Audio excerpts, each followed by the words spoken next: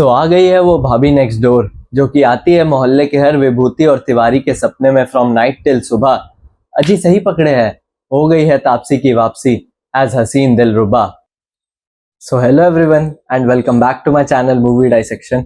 तो आज मैं कल यानी कि 9 अगस्त को नेटफ्लिक्स पर रिलीज हुई जयप्रद देसाई डायरेक्टेड तापसी पन्नू, विक्रांत मैसी, सन्नी कौशल और भी कई सारे एक्टर्स की starrer romantic crime mystery thriller film फिर आई हसीन दिलरुबा के बारे में बात करने वाला हूँ।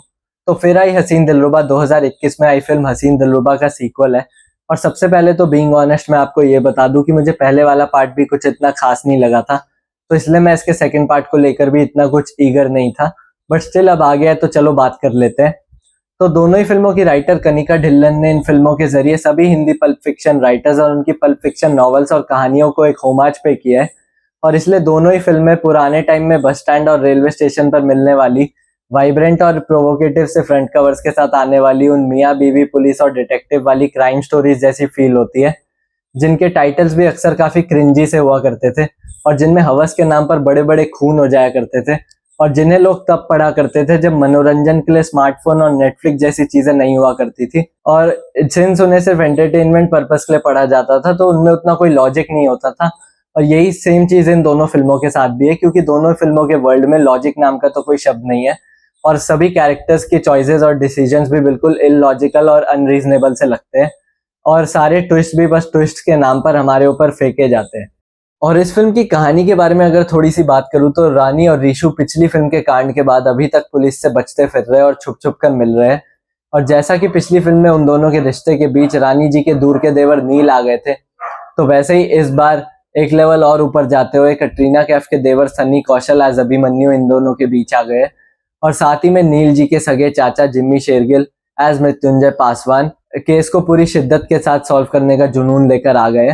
तो क्या इस बार रानी और रीशु पकड़े जाएंगे या फिर से बच जाएंगे, इसका जवाब तो आपको फिल्म देखने पर मिल जाएगा। और जैसा कि अभी मैं पीछे बात कर ही चुका हूँ कि दोनों फिल्मों की कहानियां किस तरीके की है, तो ये फिल्म भी उस नॉट सो गुड पल्पी कहानी का एक worse than first pulpy sequel साबित होती है। और फिल्म में होने वाली सारी इन्वेस्टिगेशन और केस सॉल्विंग वगैरह बिल्कुल भी इंटरेस्टिंग नहीं है और फिल्म में आने वाले सारे ट्विस्ट भी बिल्कुल बेमतलब के लगते हैं। और जब भी आप एक अच्छी फिल्म देखते हो तो आप ट्विस्ट के रिवील होने का वेट करते हो, पर यहाँ पे जब फ्लैशबैक सीक्वेंसेस में ट्विस्ट को रिवील भी किया जाता है तो भी आपको लगता है कि अरे यार क्यों दिखा रहे हो, मुझे जानना ही नहीं है। मतलब आप कहानी में बिल्कुल भी इन्वेस्ट नहीं हो पाते हो और बिल्कुल भी इंटरेस्ट नहीं ले पाते हो। और फिल्म का रन टाइम 2 घंटा 11 मिनट है और फिल्म बिल्कुल भी एंगेजिंग नहीं है और मेरे हिसाब से बिल्कुल भी वर्थ वॉचिंग नहीं है। पर अब हाँ, कई लोग हो सकता है मेरी इन बातों से डिसएग्री करें और अगर आपने इस तरह की कहानियों को पढ़ा है और उन्हें पसंद किया है तो शायद आपको ये फिल्म पसंद भी आ जाए। बट स्टिल मैं इतना तो जरूर कहूंगा कि भले ही आपको इसका पिछला पार्ट पसंद भी आया हो, पर ये वाला पार्ट उस पार्ट से तो बहुत डाउन है।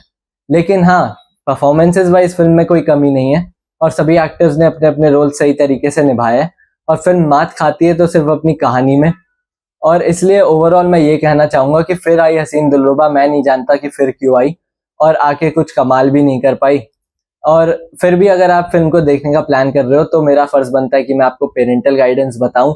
तो पेरेंटल गाइडेंस की बात करूं तो फिल्म में 3-4 पैशनेट किसेस है और एक गाने में हल्का सा ब्रीफ सेक्सुअल एक्ट इम्प्लाई किया गया है, पर इसके अलावा कोई न्यूडिटी और वल्गैरिटी ज्यादा कुछ ऐसा नहीं है।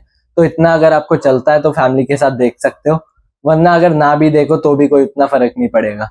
एंड सो या दैट्स ऑल।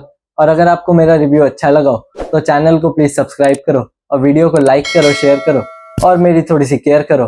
एंड मिलते हैं नेक्स्ट वीडियो में और तब तक के लिए आरिवेदेरची दोस्तों।